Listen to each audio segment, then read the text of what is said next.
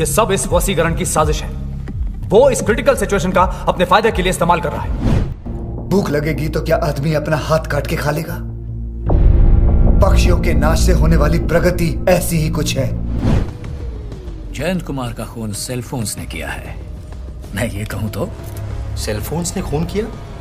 क्या तुमने कभी सोचा है कि रोबोट 2.0 में विलन कौन था? पक्का जवाब आएगा पक्षीराजन, जिसका किरदार अक्षय कुमार ने निभाया था। लेकिन क्या असली विलन वही था? आज मैं आपको एक ऐसे नजरिए से चीजें दिखाने वाला हूँ जो शायद आपने कभी इमेजिन भी नहीं की होंगी। इस वीडियो में हम ब्रेक डाउन करेंगे कि क्यों डॉक्टर वासी, जिसे सब लोग हीरो मानते हैं, वही इस स्टोरी का असली विलन था। चलो शुरू करते हैं उस कैरेक्टर से जिसने रोबोट यूनिवर्स को जन्म दिया। डॉक्टर वासी एक विजनरी साइंटिस्ट जिसे दुनिया ने एक जीनियस माना, जिसने चिट्टी जैसा ह्यूमनॉइड रोबोट बनाया, एक मशीन जिसमें इमोशंस, समझदारी और रीजनिंग का फ्यूजन था। लेकिन सवाल ये है कि क्या वासी ने सच में ह्यूमैनिटी की तरक्की के लिए ये सब किया, या फिर वो सिर्फ अपनी ईगो के लिए साइंस का मिसयूज कर रहा था? सबसे पहला मुद्दा आता है चिट्टी का जन्म। एक ऐसी मशीन जो इंसानों जैसी सोच रखने लगती है, जिसके पास डिस्ट्रक्टिव पावर भी है और इमोशंस भी। लेकिन चिट्टी की क्रिएशन का कोई एथिकल क्लियरेंस नहीं, कोई जवाबदेही नहीं। वासी ने सिर्फ अपनी जीनियस दिखाने के लिए एक ऐसी मशीन बना दी जो कभी भी इंसानियत के लिए खतरा बन सकती थी। मौत से जिंदा लौटने का अलग ही मजा है।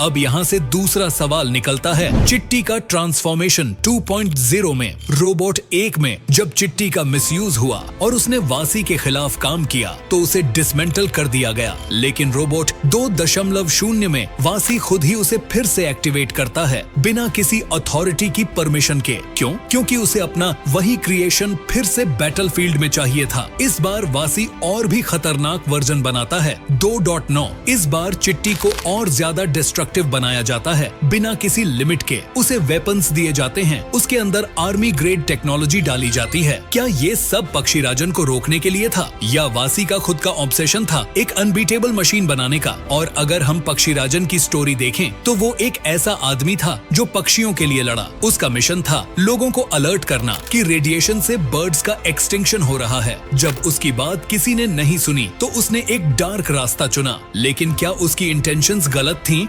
नहीं, वो सिर्फ एक फ्रस्ट्रेटेड एनवायरमेंटलिस्ट था जिसे दुनिया ने इग्नोर किया। वो सोसाइटी की इग्नोरेंस का विक्टिम बना जब तक वो खुद एक खतरा न बन गया। लेकिन उसने किसी टेक्नोलॉजी का मिसयूज नहीं किया। जो पावर उसके पास आई वो एक प्राकृतिक कर्ज की तरह थी, कोई लैब में बनाई गई मशीन नहीं। दूसरी तरफ वासी ने जानबूझकर एक ऐसे सिस्टम को फिर से एक्टिवेट किया जिसका पास्ट में मिसयूज हो चुका था। उसने चिट्टी को सिर्फ एक टूल की तरह देखा, चाहे वो इमोशनल हो या किलर मोड में। और सबसे शॉकिंग बात, क्या वासी ने ही इनडायरेक्टली पक्षीराजन को विलन बनने पर मजबूर किया? सोचो, अगर डॉक्टर वासी जैसे पावरफुल साइंटिस्ट ने टेलीकॉम इंडस्ट्री को सपोर्ट करने के बजाय पक्षीराजन की बात सुनी होती तो क्या ये फाइट होती? नहीं। जो मोबाइल टावर का रेडिएशन का मुद्दा था, वासी ने कभी उसे चैलेंज नहीं किया। एक साइंटिस्ट होते हुए भी उसने कभी साइंटिफिक पेपर्स या वार्निंग्स इशू नहीं की। इसका मतलब ये है कि वो सिर्फ टेक्नोलॉजिकल प्रोग्रेस के नाम पर एनवायरमेंटल विनाश को इग्नोर कर रहा था। तो क्या ऐसे साइंटिस्ट को हीरो कहना सही होगा? अब जब पक्षीराजन का रिवेंज फेज शुरू होता है तो वासी फिर से चिट्टी को एक्टिवेट करता है, इस बार एक और नए वर्जन के साथ। नीला,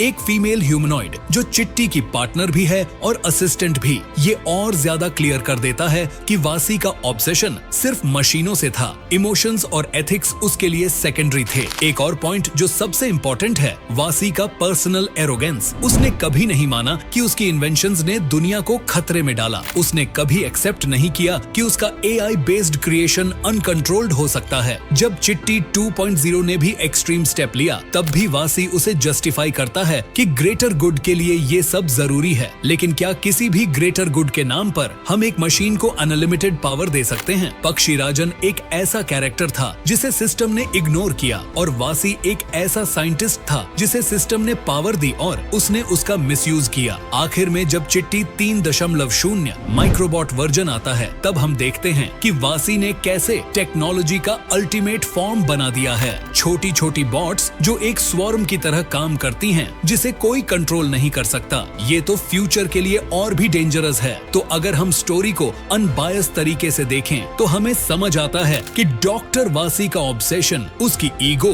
और उसकी अनचेक्ड पावर ही स्टोरी का असली विलन थी। पक्षी राजन तो सिर्फ सिस्टम की फेलियर का नतीजा था। ये वीडियो सिर्फ एक मूवी एक्सप्लेनेशन नहीं, बल्कि एक रिफ्लेक्शन है कि जब साइंस सिर्फ ईगो और प्रोग्रेस के लिए यूज होती है तो वो ह्यूमैनिटी के खिलाफ बन जाती है। तो अब मैं आपसे पूछता हूँ, क्या आपको भी लगता है कि डॉक्टर वासी ही असली विलन था? आपके थॉट्स कमेंट सेक्शन में जरूर शेयर करें, और अगर आपको ये वीडियो अलग लगा हो तो लाइक और सब्सक्राइब करना मत भूलना। हम मिलेंगे एक नए मूवी के हिडन ट्रुथ के साथ, जहां फैक्ट्स, लॉजिक और इमोशंस एक साथ टकराएंगे।